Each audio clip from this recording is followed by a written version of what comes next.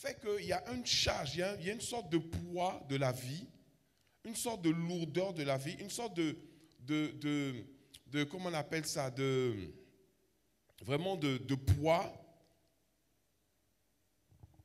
qu'on ne porte plus.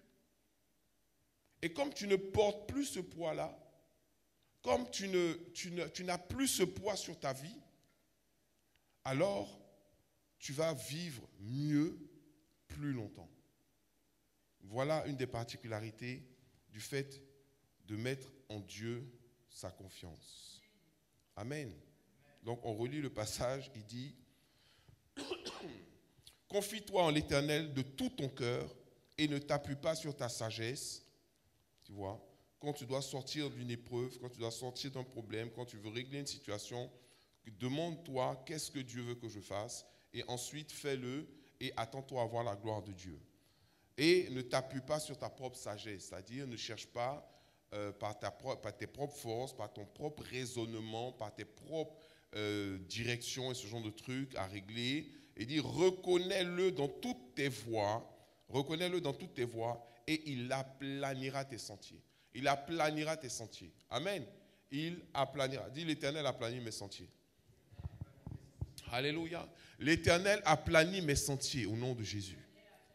Alléluia. Je déclare que l'Éternel aplanit nos sentiers au nom de Jésus.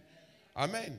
Aplanir tes sentiers, ça veut dire que tu n'as plus justement à monter, descendre, à marcher sur les cailloux, les pierres, à contourner. C'est-à-dire, il aplanit tes sentiers, ça veut dire que tu marches sur une terre, un peu comme il dit aussi, il me conduit près des eaux paisibles. Voilà, c'est vraiment la route devant toi est nivelée. Et tu n'as plus tous ces combats-là qui font que tu vieillis vite. On peut même le voir, hein, si vous regardez les photos des chefs d'État, là, au moment où ils prennent le pouvoir, 2 ans après le pouvoir, la plupart, tous leurs cheveux sont déjà devenus blancs. Ils prennent de l'âge en quelques années, parce que c'est un travail qui est éreintant, quelle que soit la personne. Si tous les jours tu es confronté, tu as des revers, que tu as tellement d'attaques et ce genre de trucs-là. Si tu n'es pas confiant en l'Éternel, tu ne peux pas, tu vas vieillir sur place. Tu vas prendre de l'âge, tu vas commencer à avoir des douleurs, j'ai mal là, j'ai mal ici. Ça, c'est ton corps qui est en train de te dire qu'il n'est pas bien.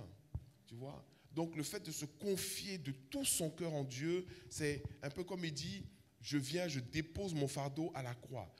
Tout ce qui peut être comme une menace, une inquiétude, et vous ne pouvez pas vous imaginer. Quand vous commencez à faire des choses, et que vous commencez à bouger, que vous commencez à grimper, que vous commencez à monter, ce n'est pas les menaces augmentent, les problèmes augmentent. Plus vous gagnez de l'argent, plus, je ne sais pas, c'est l'ennemi ou les gens, ils veulent prendre leur part aussi dedans. Donc c'est des combats et des combats. Et la seule manière de pouvoir, en tant qu'enfant de Dieu, réussir et demeurer dans son intégrité physique, c'est de se confier en l'Éternel. Je vous ai dit, se confier en l'Éternel, qu'est-ce que ça veut dire? En hébreu, donc le mot qui a été utilisé, c'est botok, qui veut dire assurance ferme, qui veut dire avoir confiance, être confiant, être audacieux, c'est-à-dire même avoir de l'audace, c'est-à-dire faire les choses comme si tu étais déjà back-up par Dieu. Et c'est le cas. Amen. Je vous assure, vous pouvez recevoir des messages de menaces, vous-même vous riez, parce que vous avez mis votre confiance en l'Éternel. Comme quand Goliath parle à David, il lui dit, je vais te détruire. David n'a même pas peur. Il dit, tu viens avec moi, tu viens contre moi avec la lance et le javelot. Moi, je viens contre toi au nom de l'Éternel des armées. Il n'a pas peur. Être sécure. Se sentir sauf. L'expression dit sain et sauf, c'est-à-dire tu te sens bien et en sécurité. Sans crainte. Espérer fermement. C'est pour ça que je dis, la confiance absolue en l'Éternel, c'est la foi. Amen. C'est la foi ferme. Pourquoi? Hébreux 11, 1, on l'avait lu encore dimanche passé. Aujourd'hui, on va voir d'autres aspects, mais on revient quand même sur les fondamentaux. Hébreux 11.1, qu'est-ce qu'il dit? Or, la foi, c'est une ferme assurance des choses qu'on espère, une démonstration de celles qu'on ne voit pas. Amen. Une ferme assurance. La confiance absolue, l'autre traduction, c'est la ferme assurance. La ferme assurance. La ferme espérance. C'est-à-dire que mon assurance est en l'Éternel. Vous savez, quand les gens ont une bonne assurance, il y a des gens qui ont des assurances de voiture, des assurances tout risque. Tout risque, c'est-à-dire quel que soit ce qui arrive à la voiture, l'assurance va prendre ça en charge. Ce n'est pas pareil que lorsque tu n'as que les roues de ta voiture qui sont assurées. Parce que si quelqu'un même vient comme ça, tu n'as rien fait, il vient et gratte ta voiture, c'est pour toi. Parce que ce n'est pas pris en compte. Par contre, quand tu as l'assurance tout risque, si quelqu'un vient et gratte ta voiture, l'assurance prend ça en compte. Et on te refait la peinture de ta voiture. Donc quand quelqu'un a une assurance tout risque, tu payes plus cher. Tu vois. Mais tu es tranquille. C'est-à-dire quand tu gardes ta voiture, tu n'es pas à chaque fois en train de regarder qu'est-ce qui se passe, qu'est-ce qui va se passer. Même si quelqu'un vient comme ça, puis il cogne ta voiture, tu sais qu'on va te donner une voiture de remplacement, ou on va réparer la voiture, ou si on ne peut pas réparer, tu auras une voiture neuve. Donc il y a une forme de quiétude et de tranquillité que tu as par rapport à ça, qui fait que toi-même tu ne doutes. Les gens du monde, ils ont plus confiance même dans leur assurance. Tu vois, ils savent que l'assurance va prendre en charge. Quand un entrepreneur, il y a des entrepreneurs, et ça c'est une chose que les gens ont fait pour certains, et c'est pour ça que les assurances aussi maintenant, bon c'est pas maintenant, ils le font depuis longtemps, les plus grands, les gens qui utilisent le plus les détectives privés, c'est les assureurs. Parce qu'ils font des enquêtes. Parce qu'il y a des gens, tu as une assurance par exemple pour ton entreprise, l'entreprise ne marche pas, tu ne vends plus, tu as des stocks, ça ne marche pas et tout ça. Ils viennent, ils brûlent, ils mettent le feu eux-mêmes à leur propre entreprise. Et puis après, ils déclarent un sinistre et l'assurance les rembourse. Comme il sait qu'il ne va jamais vendre ce qu'il a, il préfère brûler et l'assurance le rembourse. Comme ça, l'argent vient dans sa poche et il sort peinard. Mais quelle foi tu peux avoir dans une assurance pour aller brûler ton entreprise et avoir la conviction et la certitude que tu vas avoir l'argent? Vous voyez le niveau de foi que des fois les gens du monde peuvent avoir. Et Dieu nous dit, la confiance en l'Éternel, c'est une ferme assurance. Ça veut dire que c'est une assurance vie, une assurance tout risque, quel que soit ce dont tu as besoin, l'Éternel est cette assurance-là. Alléluia. Job, comme j'ai dit, on avait pris des exemples. Dans Job, c'était Job 19, 25 à 26. Job 19, bon, je ne vais pas commenter, on va aller directement lire le texte. Job 19, sinon je ne vais pas finir ce message. 19, 25 à 26, il dit, alors qu'il est en plein tourment, il dit, mais je sais que mon Rédempteur est vivant et qu'il se lèvera le dernier sur la terre. Quand ma peau sera détruite, il se lèvera. Quand je n'aurai plus de chair, je verrai Dieu. Verset 27, il dit, je le verrai et il me sera favorable. Mes yeux le verront et non ceux d'un autre. Mon âme languit d'attente au-dedans de moi. Il dit, même si je sais que je suis dans une forme de disgrâce, de malédiction, je suis blessé, j'ai des plaies, je suis mal, je suis abandonné, je suis seul. Et il dit, je sais que mes yeux verront l'Éternel et mon âme l'attend. Amen. C'est pour ça que Hébreux 11.6 aussi dit, or sans la foi, il est impossible de lui être agréable. Dieu ne peut pas être bien avec quelqu'un qui n'a pas confiance en lui. Amen. Quand nous nous approchons de Dieu, nous devons avoir une confiance absolue en l'Éternel. Amen. Parce que douter de Dieu, c'est comme si en fait tu te dis, oh, est-ce qu'il peut même? Est-ce qu'il peut? Mais ça, tu peux faire ça avec un marabout. Mais tu ne peux pas faire ça avec Dieu. Tu peux faire ça avec un homme, tu ne peux pas faire ça avec Dieu. Tu peux faire ça avec une entreprise humaine. Tu peux dire, oui, mais bon, cette entreprise-là, cette assurance, elle est neuve. Si vraiment j'ai un problème, est-ce qu'ils vont vraiment? Ça, tu peux faire ça avec une entreprise, mais tu ne peux pas faire ça avec Dieu. Parce que Dieu, sa parole est oui et amen. Et quand il s'engage, il va le faire. Alléluia. Donc c'est pour ça que la Bible dit, maudit soit quiconque met sa confiance dans l'homme. Si quelqu'un met sa confiance en l'homme, il sera forcément déçu. Mais si la personne met sa confiance en l'Éternel des armées, il sera béni. Il est béni. Ça sera un rafraîchissement pour tes muscles, en fait, pour tes os et la santé pour tes muscles. Alléluia. Vous voyez Habakkuk, il dit au verset 16 de Habakkuk 3, « J'ai entendu et mes entrailles sont émues à cette voix, mes lèvres frémissent. Mes os se consument et mes genoux chancellent. En silence, je dois attendre le jour de la détresse, le jour où l'oppresseur marchera contre le peuple. » Car il décrit une situation aussi ensuite qui est très pénible. Et il dit au verset 18, « Toutefois, je veux me réjouir en l'Éternel. Je veux me réjouir dans le Dieu de mon salut. L'Éternel, le Seigneur, est ma force. Il rend mes pieds semblables à ceux des biches. Il me fait marcher sur des lieux élevés. » On en a même fait une chanson. Alléluia. Voilà. Et je vous ai donné l'exemple de Asa qui devait être attaqué par des Éthiopiens. Ils étaient près de 1 million.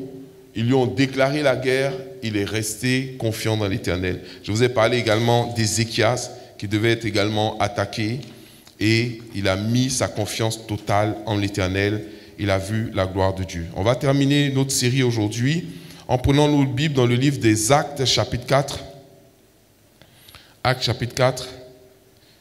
Donc on a vu tout ce que Dieu a fait dans l'Ancien Testament. Dans le Nouveau, Actes, chapitre 4, verset 24. Mais je vais vous mettre d'abord dans le contexte.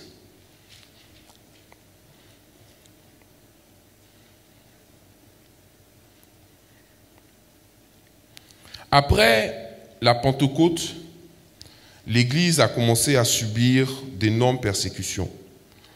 Les apôtres étaient arrêtés, frappés, traduits devant les tribunaux.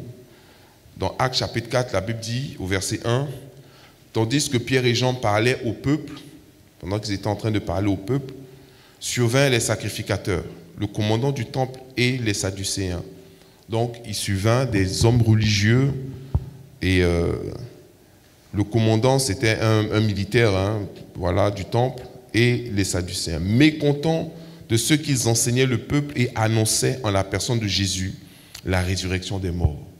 Donc déjà, eux, ils étaient en train de parler de, oui, il faut avoir une telle confiance en Dieu,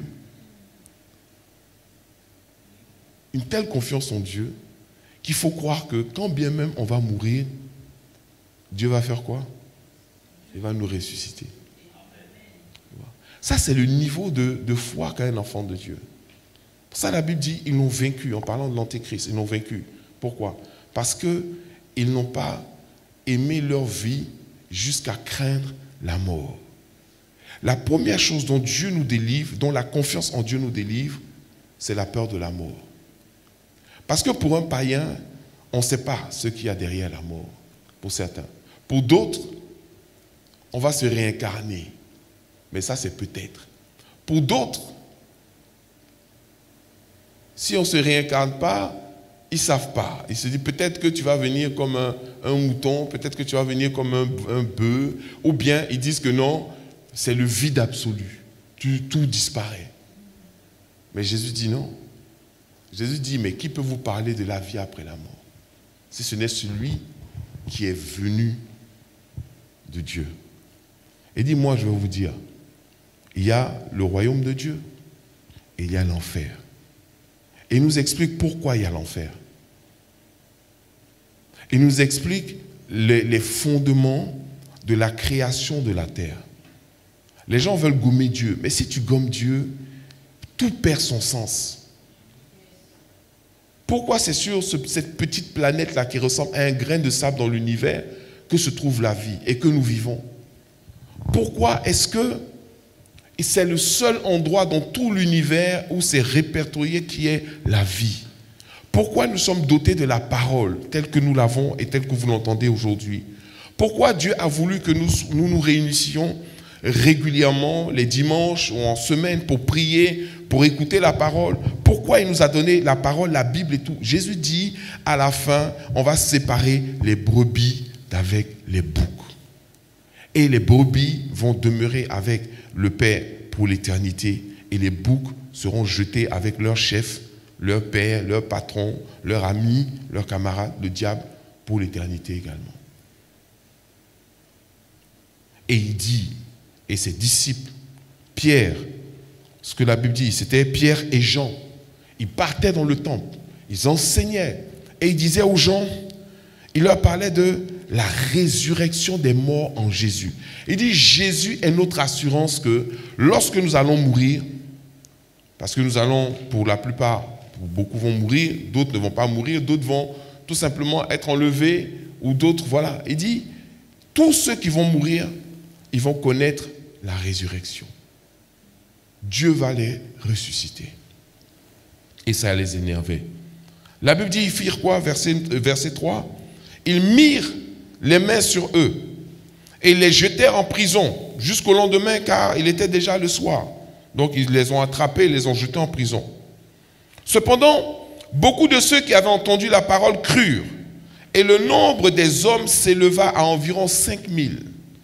C'est-à-dire, les gens ont dit, mais vous avez entendu ce qu'ils ont dit? Dieu va nous ressusciter. En Jésus, on a la résurrection des morts. Dieu ne nous a pas abandonnés. On ne va pas être détruits, on ne va pas aller en enfer. En Jésus, on a le pardon des péchés, la résurrection des morts. Et ils ont cru. Ils ont cru. Et ils étaient 5000 hommes. Le lendemain, les chefs du peuple, les anciens et les scribes s'assemblaient à Jérusalem avec Anne, le souverain sacrificateur. Donc le souverain sacrificateur, elle s'appelait Anne. Je crois que c'est un nom de femme. Mais dans ce temps-là, il y avait des gens qui s'appelaient Anne. Caïphe, Jean, Alexandre et tous ceux qui étaient de la race des principaux sacrificateurs. Donc tous les chefs se sont réunis. Là, on te parle vraiment des notables. Le souverain sacrificateur. Les principaux sacrificateurs. Ils furent placés au milieu de Pierre et Jean et leur demandèrent, par quel pouvoir et au nom de qui vous avez fait cela? Alors Pierre, rempli du Saint-Esprit, leur dit, chef du peuple et ancien d'Israël, puisque nous sommes interrogés aujourd'hui sur un bienfait accordé à un homme malade, parce que, en fait, ils ont commencé à enseigner la résurrection après que Pierre ait levé un paralytique dans le temple. Et donc, la question des souverains sacrificateurs, ce n'était pas trop l'enseignement. Parce que l'enseignement, bon, mais le miracle là, c'était trop fort. Donc, ils demandent, mais c'est par quel pouvoir que vous avez fait ce miracle en fait? Et là, maintenant, Pierre leur dit, sachez-le tous. Il dit, puisque nous sommes interrogés aujourd'hui sur un bienfait accordé à un homme malade, afin que nous disions comment il a été guéri. Voilà, donc on doit vous expliquer comment le malade a été guéri. Il dit, sachez-le, verset 10, sachez-le tous, que tout le peuple d'Israël le sache.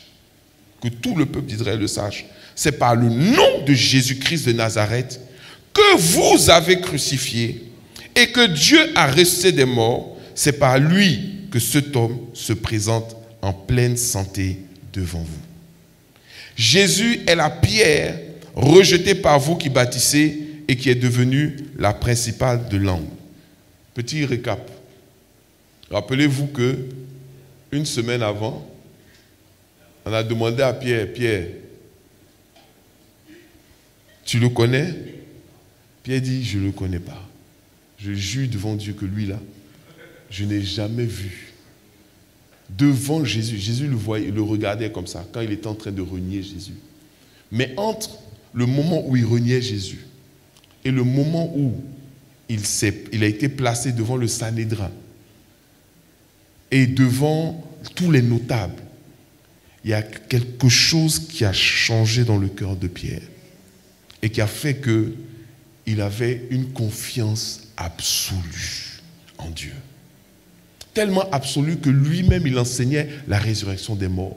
Donc quand tu enseignes la résurrection des morts, ça veut dire que toi-même, tu te considères comme un cabri mort en fait. Tu es déjà mort. Pierre était déjà mort. Il dit, si on doit me tuer, s'ils veulent me tuer, s'ils doivent me tuer, pourquoi il a dit qu'il ne connaissait pas Jésus la première fois? Il avait peur de mourir. Les gens venaient de tuer Jésus. Oui, mais ils ont tué Jésus. Mais après, il a vu Jésus ressuscité. Il a vu Jésus ressuscité. Il les a vus tuer Jésus.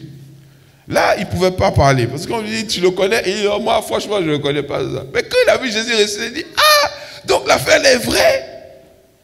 Et donc l'affaire est vraie. Pierre a vu Jésus ressuscité. Donc maintenant, il est convaincu de la résurrection des morts. Il dit, même si on me tue, Dieu va me ressusciter. Donc quand les gens du Sanhédrin l'ont attrapé pour dire, dis-nous, par quel pouvoir tu as levé le paralytique? Il dit, mais celui que vous avez rejeté là, il est devenu le principal. C'est par son nom que cet homme a été guéri. Amen. La Bible dit quoi? Verset 13. Lorsqu'ils firent quoi? Lorsqu'ils virent. Amen. Ils virent l'assurance de Pierre et de Jean. L'assurance là, ça se voit. L'assurance se voit, la foi se voit.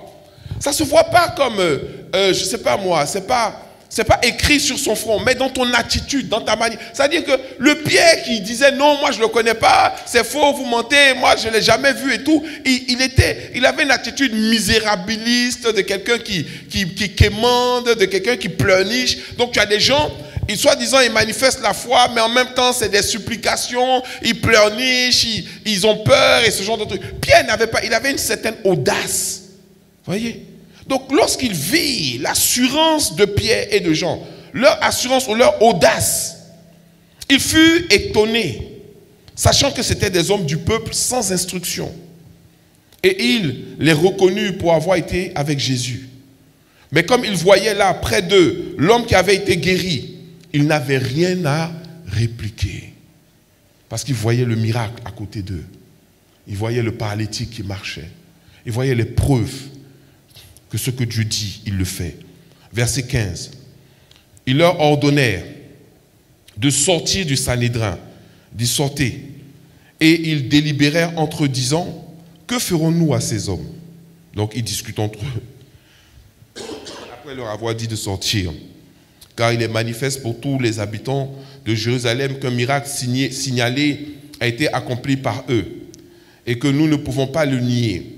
Mais afin que la chose ne se répande pas davantage parmi le ordonné, on va les défendre, donc c'est leur ordonné, avec menace de parler désormais à qui que ce soit en ce nom-là.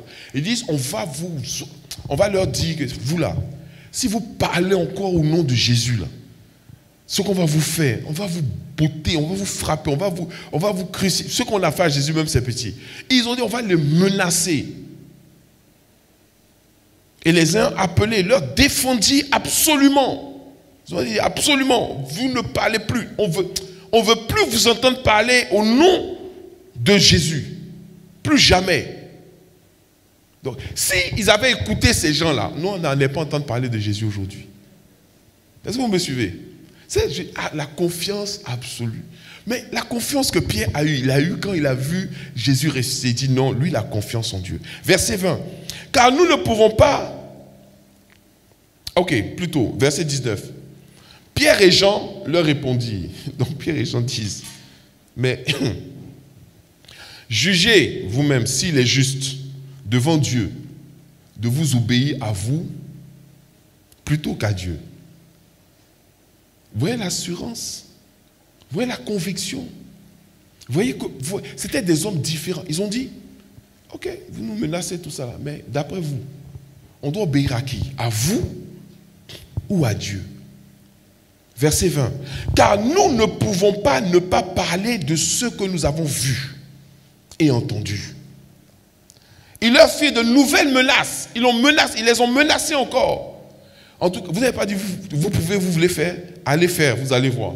Si vous parlez encore de lui, de toutes les façons, faites. La prochaine fois que vous parlez de lui, vous allez voir ce qu'on va vous faire. Donc, ils les ont menacés encore et ils les ont relâchés. Partez. ne sachant comment les punir à cause du peuple. Donc, ils ne pouvaient pas les frapper sur place parce qu'on n'allait pas les frapper parce qu'ils ont guéri un paralytique. Donc, ils étaient dans l'embarras. Mais ils disent, ne parlez plus de Jésus, au nom de Jésus. Car l'homme qui avait été l'objet de cette guérison miraculeuse était âgé de plus de 40 ans. C'est-à-dire, âgé de plus de 40 ans, ça veut dire quoi? Ça veut dire, et la Bible dit qu'il était assis devant le temple. Ça veut dire que pendant 40, plusieurs années, au moins 35 ans, puisqu'il est né paralytique, depuis qu'il est bébé jusqu'à l'âge de 40 ans, tout le monde le connaît en Israël comme étant un paralytique qu'ils ont vu pendant 40 ans. Et Pierre l'a levé. Verset 24, c'est la partie qui nous intéresse. Lorsqu'ils l'eurent entendu, ils élevèrent à Dieu la voix tous ensemble et dirent. Donc quand ils ont entendu ces menaces et toutes ces choses que les gens ont dit, ils ont élevé la voix à l'Éternel. Et ils ont dit, Seigneur, toi qui as fait le ciel, la terre, la mer et tout ce qui s'y trouve, c'est toi qui as dit par le Saint-Esprit, par la bouche de notre Père, ton serviteur David, pourquoi ce tumulte parmi les nations et ces vaines pensées parmi les peuples? Les rois de la terre se sont soulevés et les princes se sont ligués contre le Seigneur et contre son oint. Ça, c'est une parole que David avait prononcée et qui est toujours d'actualité. Jusqu'aujourd'hui, il y a des organisations qui se sont levées contre l'Éternel et contre son oint. Tout ce qui est en train de se passer actuellement. Le Seigneur me disait la dernière fois que la Bible dit que l'Antéchrist va s'installer par des miracles, par des prodiges et des miracles. Mais pas forcément des bons miracles. Pas des miracles qui vont forcément faire du bien aux gens. Mais pour moi, la Covid, là, c'est une sorte de miracle. Hein. Pour les peuples d'Europe, pour l'Europe et tout ça, c'est un mauvais miracle qui rend les gens malades, qui attaque les gens, qui agresse les gens. Mais grâce à cette maladie-là, regardez tout ce qu'ils ont pu mettre en place sur la terre comme privation de liberté des gens. Jusqu'à aller voter, là dernièrement, le pass vaccinal. Pour obliger, et c'est assumé, obliger les gens. Non, c'est même pas obligé, pour emmerder les non-vaccinés. C'est-à-dire qu'on arrive à un stade où maintenant, un chef d'État qui est supposé protéger son peuple, qui est supposé encourager son peuple, qui est supposé gouverner son peuple, qui est supposé veiller à la santé de son peuple et tout, assume que lui, il veut utiliser son pouvoir pour emmerder une partie du peuple. Voilà où nous sommes arrivés. C'est ce que David dénonce. Pourquoi ce tumulte parmi les nations? Tel président se lève. En Australie, tout le monde est vacciné. Tu veux venir jouer au tennis en Australie, il faut être vacciné. Machin, il faut vacciner par là. Alors que nous voyons tous ici que le vaccin n'empêche rien en termes de contamination, en termes de je ne sais pas quoi. Même les gens qui meurent là, on vous dit non, c'est des non-vaccinés qui meurent. C'est faux. Les vaccinés meurent autant que les non-vaccinés. Il faut qu'ils arrêtent de mentir. Les chiffres là sont là. Ils regardent les chiffres et ils ne font que sortir des trucs comme un mantra. Un mantra. C'est-à-dire que dès que tu dis un truc, c'est incroyable, la folie. Et il dit, mais pourquoi? Ça, c'est David qui disait ça. Tu vois? Verset 25, c'est toi qui as dit par le Saint-Esprit, par la bouche de notre Père, ton serviteur David. Donc le Saint-Esprit a inspiré David. Et David s'est levé, il a prophétisé. Il dit, mais pourquoi ce tumulte parmi les nations? Pourquoi les nations, pourquoi il y a autant de bruit parmi les nations? Et ces vaines pensées parmi les peuples, des vaines pensées. Là, aujourd'hui, tout est occulté, tout n'est que Covid. Il n'y a pas autre chose que Covid. Covid par-ci, Covid, tu te lèves matin, Covid, et on a fait ça, ça fait 2 ans maintenant. Et les gens sont que focalisés. Ils veulent sortir du Covid. Peu importe, c'est demain qu'on va chercher à savoir, mais quelles sont les conséquences de ce médicament qu'on nous a piqué chaque 3 mois là. Parce que là, aujourd'hui, c'était quand même le 15, avant-hier. 800 000 passes sanitaires ont été désactivées. S'ils veulent réactiver ça, ils n'ont qu'à aller se faire vacciner. Et là, maintenant, c'est l'obligation vaccinale. Non, ce n'est pas l'obligation vaccinale, c'est le pass vaccinal. Ça veut dire quoi? Ça veut dire que quand la 4e dose va venir, ils ne vont même pas t'appeler.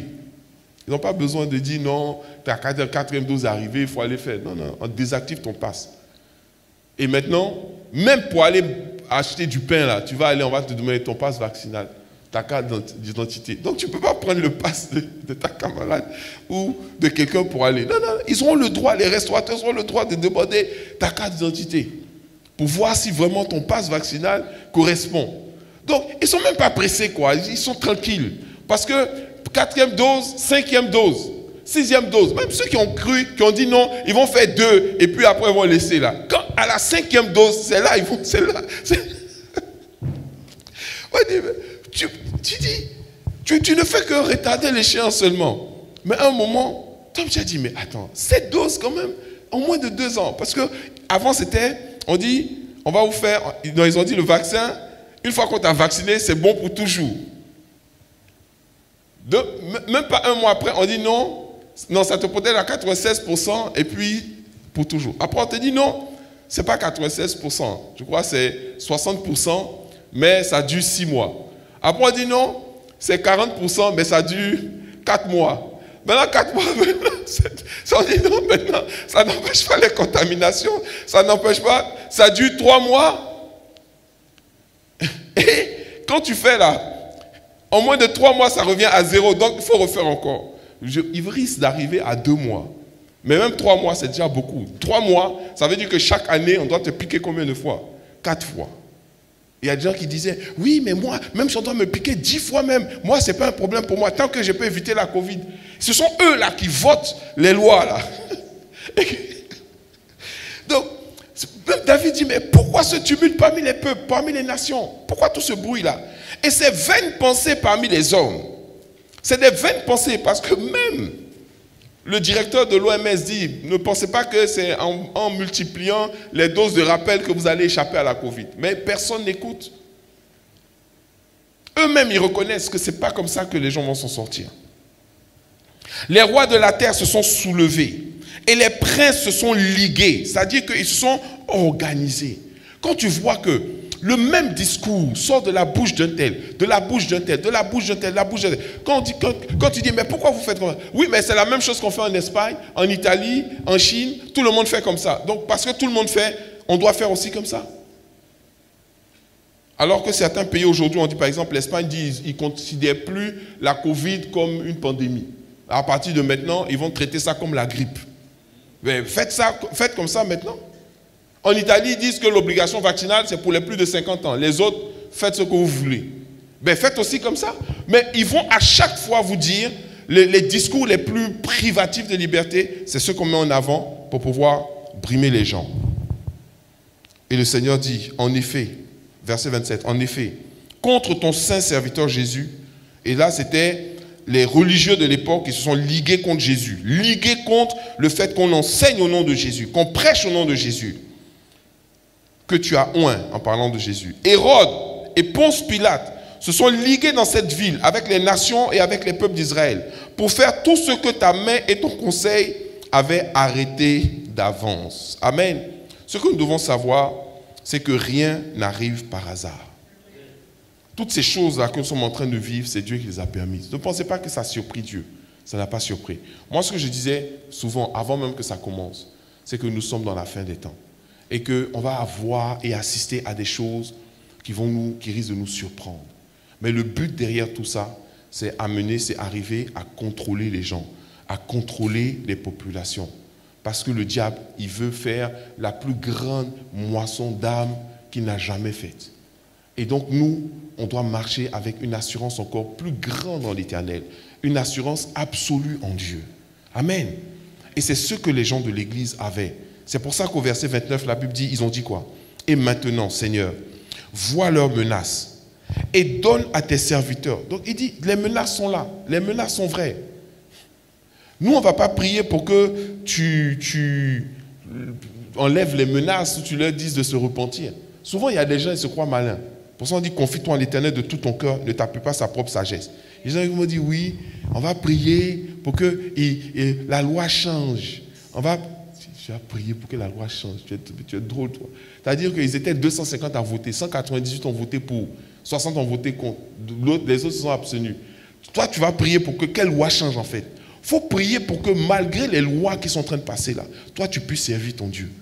C'est ça, tu vois. Ne tape pas sa propre sagesse. Appuie-toi, confie-toi en l'Éternel. Mais confie-toi vraiment en l'Éternel, tu vois. Pas dans ta propre sagesse. Ils n'ont qu'à changer les lois. Ils ne vont rien changer comme loi. Il dit, et maintenant, donc ils ont crié, et maintenant Seigneur, vois leurs menaces et donne à tes serviteurs. Voilà les menaces. Mais donne-nous d'annoncer ta parole avec une pleine assurance. Qui veut dire quoi? Une confiance absolue. Donne-nous d'annoncer ta parole avec une confiance absolue, avec une pleine assurance, en étendant ta main pour qu'il se fasse des guérisons, des miracles et des prodiges par le nom de ton saint serviteur Jésus. La Bible dit au verset 31, Dieu aime ce genre de prière-là. Les prières de foi. Quand ils eurent prié, le lieu où ils étaient assemblés trembla. Le lieu a commencé à trembler. Tellement l'onction, la puissance. Eux-mêmes, les gens demandaient, par quel pouvoir vous avez fait ce truc? Dieu a augmenté le pouvoir. L'endroit a commencé à trembler. La Bible dit, ils furent tous remplis du Saint-Esprit. Et ils annonçaient la parole de Dieu avec assurance. Ce que le Sanhédrin avait mis en œuvre et orchestré pour les intimider, pour leur faire peur et pour les empêcher de prêcher au nom de Jésus, ça a échoué. Pourquoi? Parce qu'ils ont mis leur confiance absolue en l'Éternel des armées. C'est ça la solution. Qui va nous délivrer de cette situation? Ce n'est pas Mélenchon, hein? Ce n'est pas Dupont-Aignan. Eux-mêmes, ils ne savent même pas ce qui se passe. Qui va nous délivrer de la main de l'Antéchrist?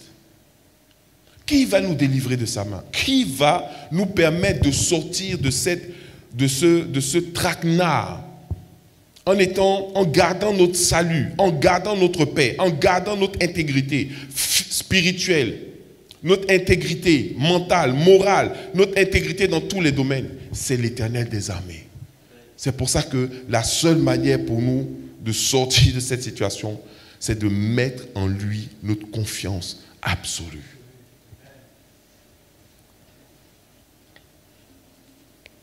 De mettre en lui notre confiance absolue. Amen. Et de remettre la prière au centre et d'être rempli du Saint-Esprit. Il faut toujours chercher à être rempli du Saint-Esprit. Si, vous voyez quand ils ont attrapé Pierre et Jean, ils ont commencé à les menacer et tout, la Bible dit qu'ils étaient remplis, Pierre et Jean, remplis du Saint-Esprit. S'ils n'étaient pas remplis du Saint-Esprit, ils allaient se comporter charnellement. Mais comme ils étaient remplis du Saint-Esprit, ils sont comportés avec cette force spirituelle que donne le Saint-Esprit.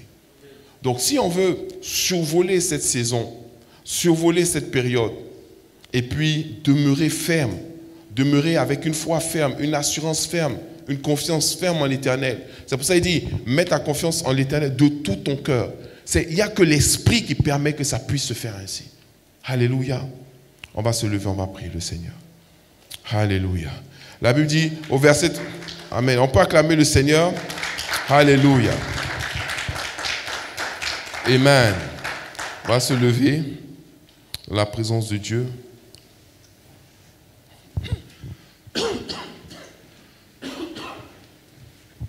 Alléluia. Tu vas élever la voix. Tu vas parler à ton Dieu ce matin. Il y a véritablement un tumulte dans les nations, il y a un tumulte dans les peuples. Nous-mêmes, on sent qu'il y a quelque chose qui n'est pas normal, qui est en train de se faire, qui est en train de se passer. Des lois même qui arrivent en retard, mais qui sont quand même votées. Je ne sais pas si vous avez suivi, c'était le vice-président de l'Assemblée nationale qui enregistrait les votes, et il ne savait pas que son micro marchait toujours. Et il disait au greffier, je ne sais pas quoi, celui qui l'assistait là, j'espère que tu as mis une bouteille de champagne au frais. Et il est content, parce que la loi est passée, on va pouvoir attraper les non-vaccinés. Les non-vaccinés sont devenus les nouveaux criminels. Maintenant, même un djihadiste, même, il n'est pas un danger pour les gens. Hein. Les non-vaccinés sont devenus les nouveaux criminels. J'espère que tu as mis la bouteille de champagne au frais. Il est content. Il était enregistré. Regardez dans quel monde nous sommes. Regardez tout ce tumulte. Regardez tout ce que ces gens-là sont en train de faire. Ça, ils le font. Vous pensez que c'est à cause de quoi? C'est pour pouvoir attraper les âmes. Ils veulent les âmes. Les âmes de ceux qui ont mis leur foi en l'Éternel. Mais nous ne pouvons pas nous laisser affaiblir par ça. Au contraire, on doit se fortifier. Alléluia. Ce qui me regarde là doit se fortifier. Il ne faut pas céder à cette tentation de faire son culte sur Internet, de ne plus bouger, de ne plus prier. Hein. Les églises, maintenant, les réunions de prière là, commencent à devenir un peu rares. Il faut prier, il faut se lever, il faut rester attaché à l'Éternel. Et quand on fait des moments de prière, il faut être mobilisé, il faut vraiment prier. Parce qu'on a besoin de cela pour demeurer dans la seule chose qui va nous permettre d'avoir la victoire, c'est une confiance absolue en l'Éternel. Alléluia. Élevons la voix et prions le Seigneur ce matin. Prions notre Dieu ce matin. Alléluia. Toi-même, Seigneur, tu vois la situation. Tu vois la situation du monde. Tu vois la situation du pays. Tu vois comment les gens ont instauré des lois pour pouvoir brimer des gens. Comment les gens ont instauré des lois pour pouvoir nous brimer, pour pouvoir nous spolier, pour pouvoir nous voler, pour pouvoir prendre des choses de notre vie, pour pouvoir prendre des choses de notre vie. Alléluia. Pour pouvoir nous arracher des choses, pour pouvoir nous voler des choses. Seigneur, nous bénissons ton nom. Nous bénissons ton nom. Nous bénissons ton nom, car nous avons mis notre confiance absolue en toi, Seigneur. Nous voyons ces menaces. Nous voyons toutes ces choses qu'ils ont promis faire. Ils veulent le faire avant la fin de leur mandat. Ils se sont donnés comme objectif de mettre en place ces choses avant la fin de leur mandat. Seigneur, regarde toutes ces choses-là. Mais donne-nous, Seigneur mon Dieu, de grandir encore en toi. Accorde-nous, Seigneur mon Dieu, d'être remplis du Saint-Esprit. Donne-nous, Seigneur, d'avoir encore plus de révélation, plus de discernement, plus de force, plus d'onction, plus de puissance, plus de foi, Seigneur mon Dieu. Et que toutes ces menaces qui pèsent sur nous soient déstabilisées au nom de Jésus, soient renversées au nom de Jésus. Personne ne nous empêchera d'accomplir notre destinée en toi et de devenir ce que tu nous appelles à devenir. Alléluia. Oh, je dis, l'ennemi ne pourra pas mettre de veto sur ta destinée. Il ne pourra pas. D'ailleurs, il ne l'a pas fait. Regardez, malgré tout le temps qui est passé, toutes ces lois, toutes ces vagues qu'on a connues, tu as prospéré, tu as grandi, tu t'es développé, tu as gagné de l'argent, tu as bâti ta vie, tu as fait tout ce que Dieu voulait que tu fasses. Ça ne va pas s'arrêter. Je déclare au nom de Jésus que celui qui est en toi est plus fort que celui qui est dans le monde. Et que celui-là va te donner la confiance qu'il te faut pour demeurer en l'Éternel et voir la main puissante de Dieu agir dans tes circonstances au nom de Jésus. Père, je bénis ton nom parce que ta grâce surabonde dans notre vie, parce que nous voyons ta gloire se manifester dans notre vie, parce que nous sommes arrosés et nous sommes bénis et nous marchons avec toi et nous voyons ta main glorieuse tous les jours de notre vie. Je bénis les familles, je bénis les maisons, je bénis les hommes et les femmes de cette assemblée. Je bénis leur vie. Je déclare que ta protection est sur leur vie au nom de Jésus. Et que s'il y a une chose qui change aujourd'hui, c'est que nous passons d'une foi vacillante à une foi ferme, à une totale confiance en toi. Nous marchons avec toi dans une victoire totale et absolue parce que nous savons qu'avec toi, nous avons la victoire. Avec toi, Seigneur, nous avons la victoire. Le peuple de Dieu dit Amen. Alléluia. Vous êtes bénis. On acclame le Seigneur. Acclame ton Dieu bien fort. Acclame ton Dieu bien fort. Alléluia. Tu as la victoire. Dis à ton voisin, tu as la victoire avec l'Éternel. Tu as la victoire avec l'Éternel. Alléluia. Comme David a eu la victoire avec l'Éternel contre Goliath. On va s'asseoir dans la présence de Dieu.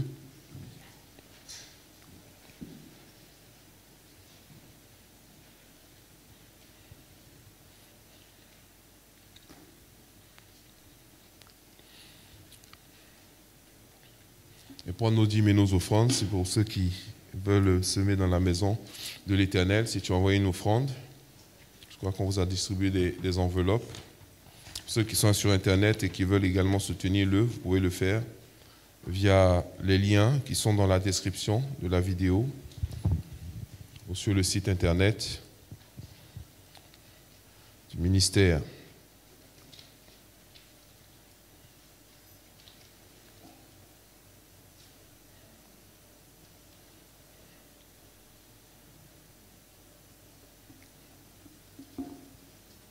Alléluia. C'est pas passé.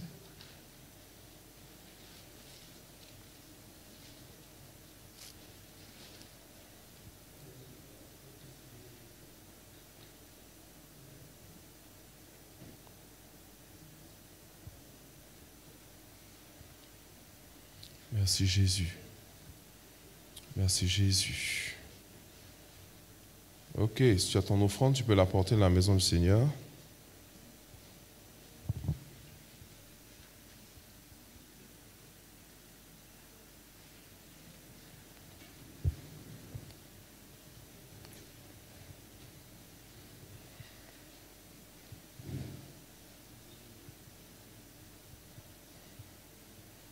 On va faire la prière pour la fin. Alléluia. Père, je sanctifie ces offrandes, je les bénis au nom de Jésus. On va se lever, lève les mains vers le ciel. Père, je bénis également l'assemblée, je bénis le peuple. Je le mets sous ta protection, sous ta couverture. Il y a les assurances des hommes, mais nous avons mis notre foi dans l'assurance divine. Que cette assurance-là ne s'éloigne jamais de nous, de nos pensées, de notre être, de notre corps. Nous voulons, Seigneur mon Dieu, demeurer dans la confiance absolue en toi. Merci parce que tous les jours que tu fais, notre foi est nourrie, notre esprit est régénéré et renouvelé. Tu accordes la santé à nos muscles et le rafraîchissement à nos os. Seigneur, je déclare que le processus de destruction que l'ennemi a mis en marche contre tes enfants, ne pourra prospérer contre la vie de chacun d'entre nous. Nous bénissons ton nom pour l'onction qui rafraîchit, qui rajeunit, qui bénit, qui élève, qui fortifie. Que ton nom soit béni pour tout ce que tu fais dans notre vie. Au nom de Jésus, nous avons prié. Amen. Allez dans la paix du Seigneur. Que Dieu vous bénisse. Shalom.